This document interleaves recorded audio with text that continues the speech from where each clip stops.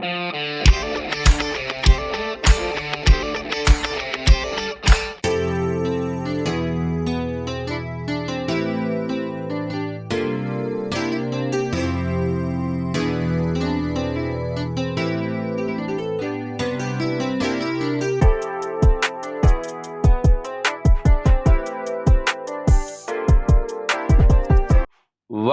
நண்பர்களே, சிட்ரா tax YouTube channel சார்பாக உங்கள் அன்புடன் அழைக்கிறோம். நண்பர்களே, கண்டிப்பாக மீண்டும் போர் வருவதற்கான அறிகுறிகள் தெரிகின்றன. அமெரிக்காவுக்கும் ஈரானுக்கும் மீண்டும் போர் கண்டிப்பாக வரும். அப்போ போர் இன்னும் வரும் அப்படின்னு நினச்சிங்கனாக்க உலகம் ஃபுல்லாக குரூட் ஆயில் தட்டுப்பாடு, பெட்ரோல், டீசல், அப்புறம் கேஸ் தட்டுப்பாடு வருவதற்கு அதிக வாய்ப்பு உண்டு. இதற்கு முழுக்க காரணமான அமெரிக்காவின் பிரசிடெண்ட் ட்ரம்ப்.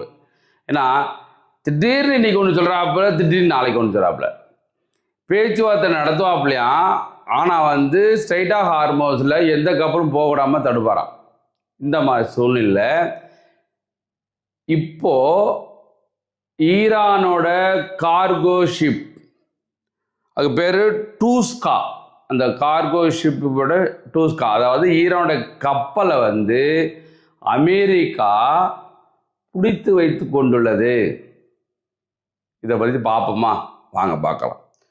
அதாவது ஞாயிற்றுக்கிழமை ஏப்ரல் 19 ஓமன் வளைகுடா அருகே ஈரான் நாட்டுக்கு சொந்தமான டூஸ்கா என்ற கப்பலை அமெரிக்க படை அதிரடியாக சிறைபிடித்தது. அமெரிக்காவின் கடல்சார் முற்றுகையை மீறி சென்றதால் என்ன சொல்கிறாங்க, அவங்க பிளாக்கேட் பண்ணியிருக்காங்க. அதை மீறி அந்த கப்பல் போய்கிட்டு இருந்துச்சான். இவங்க சொல்ல எதுவுமே கேட்காம அந்த கப்பல் போய்கிட்டு இருக்கு. அப்போ என்ன செஞ்சுருக்காங்கன்னா, அமெரிக்காவின் USS ஸ்ப்ரவுன்ஸ் அது பேர், அந்த போர்க்கப்பல் பேர். அந்த போர்க்கப்பல் இங்கிருந்து அந்த ஈரானுடைய கப்பல் என்ஜின் பகுதியை தாக்கி அதை செயலுக்கு வச்சுருக்கு. அந்த கப்பலோட இன்ஜின் பகுதியை தாக்கி செயலுக்கு வச்சுட்டு அங்கே ஹெலிகாப்டர்லேருந்து போய் அந்த கப்பலில் இறங்கி, அமெரிக்கா இராணுவ கப்பலில் இறங்கி அங்கே உள்ள ஈரானுடைய அந்த கேப்டன்ஸ், அதில் குரூ இருப்பாங்க இல்லையா, அவங்கள பூரா கைது பண்ணி அமெரிக்கா தன்னுடைய கட்டுப்பாட்டில் வச்சிருக்கு. இதுக்கு காரணம் அவங்க அமெரிக்கா ஏதாச்சும் ஒரு காரணம் சொல்லிக்கிட்டே இருப்பான். அதில் அந்த கார்கோ ஷிப்பில் இராணுவத்துக்கு தேவையான பொருள்களாம் போச்சு என்று சந்தேகிக்கிறோம் அப்படின்னு சொல்லி அந்த கார்கோ ஷிப்பை பிடிச்சி வச்சுருக்காங்க இந்த அமெரிக்கா.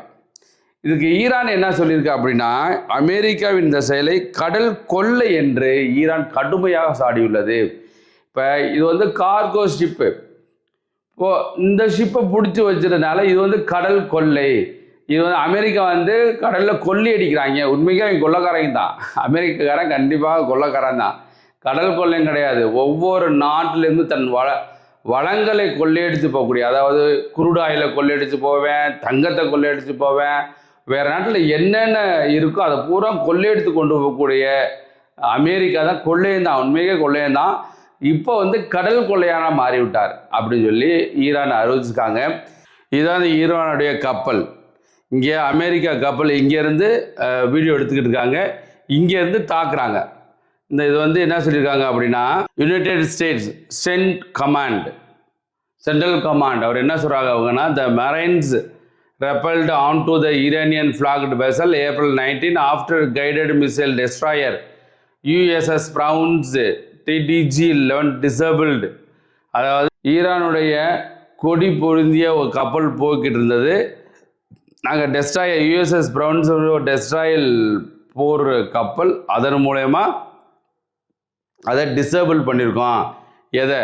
அந்த ஈரானுடைய கப்பலை டிசேபிள் பண்ணியிருக்கோம் அப்படின்ட்டு சென்காம் அறிவிச்சிருக்காங்க. சொன்னாங்க, டூஸ்கா propulsion when the commercial ship failed to comply with a repeated warning from US forces over a 6-hour period. 6 மணி நேரமாக நாங்கள் அவங்களுக்கு கான்டாக்ட் பண்ணோம். அதுக்கு ஈரான் எந்த ரெஸ்பாண்ட் பண்ணல. அந்த ஈரானுடைய கப்பல் குரூ எந்த ரெஸ்பாண்ட் பண்ணலை அப்படின்னு சொல்லியிருக்காங்க யுஎஸ் ஃபோர்ஸஸ். அதனால தான் நாங்கள் என்ன செஞ்சோம்னா அதை வந்து இன்ஜினோட பகுதியை தாக்கிட்டு இந்த பாருங்களேன் ஹெலிகாப்டர் போய் அந்த இதில் இறங்குறாங்க. இறங்கி அவங்க உள்ளப்புறம் பிடிச்சிட்டாங்க. ஸோ இது அந்த கப்பல், அந்த கப்பலை தான் நீங்கள் பார்த்துட்டு இது எங்கே அது ஓமன் பகுதியில் பிடிச்சிருக்காங்க. அதாவது ஈரானு அதுக்கு ஏற்ற மாதிரி ஓமன் அந்த பகுதி பூரா பிடிச்சிருக்காங்க. அதனால் இந்த ஈரானுடைய அஃபீஷியல்ஸ் என்ன செஞ்சுருக்காங்கனாக்க இது தவறான முன்னுதாரணம், நீ இப்படி பண்ணுறதுனால கண்டிப்பாக உங்கள்கிட்ட பேச்சுவார்த்தைக்கு வர முடியாதுன்றே அது ஈரான் அறிவிச்சிட்டாங்க. அதனால் திரும்பவும் பேச்சுவார்த்தை நடக்குமா அப்படின்னா வாய்ப்பு ரொம்ப ரொம்ப கம்மி தான்.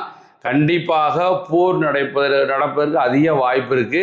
இது சைனாவுமே இந்த செயல் வந்து கண்டிக்கத்தக்கது அப்படி சொல்லியிருக்காங்க. அதனால் இந்த அமெரிக்காக்காரன் செய்கிறது பூரா இந்த உலகத்துக்கு வந்து கெடுதல் பண்ணக்கூடிய செயலத்தையும் செஞ்சுக்கிட்டு இருக்காங்க. அது எந்த வழியில் போய் முடியுமோ அப்படின்னு தெரியல.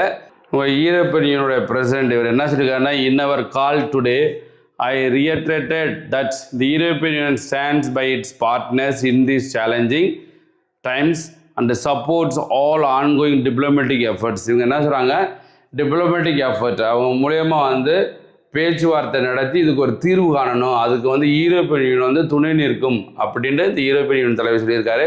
அது யார் சொன்னாலும் இந்த காது கொடுத்து கேட்காத இந்த ட்ரம்ப்பு தான் செய்கிறதான் சரி அப்படின்னு சொல்லிக்கிட்டு இங்கே பேச்சுவார்த்தை நடத்துவாராம். ஆனால் அங்கேருந்து படைகளை பூரா குமிப்பாங்களாம். இங்கே வந்து வளைகுடாவில் வந்து படைகளை பூரா குமிச்சு இப்போ எவ்வளோக்கு 50,000க்கு மேற்பட்ட படை வீரர்கள் இருக்காங்க. இன்னும் ஒரு 10,000 பேர் வந்துக்கிட்டு இருக்காங்க.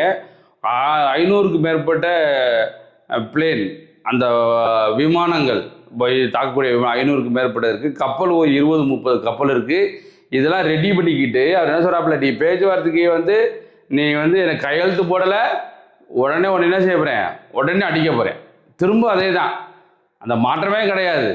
அந்த பேச்செலாம் திரும்ப அடிக்க போகிறேன், பவர் அடிக்க போகிறேன், பிரிட்ஜ் அடிக்க போகிறேன், எல்லாத்தையும் அடிப்பேன் அந்த மாதிரி சொல்லி மிரட்டுக்கு இருக்காப்புல. ஆனால் இந்த போர் வந்து உண்மைக்கே தோல்வி அடைந்தது வந்து அமெரிக்கா தான்.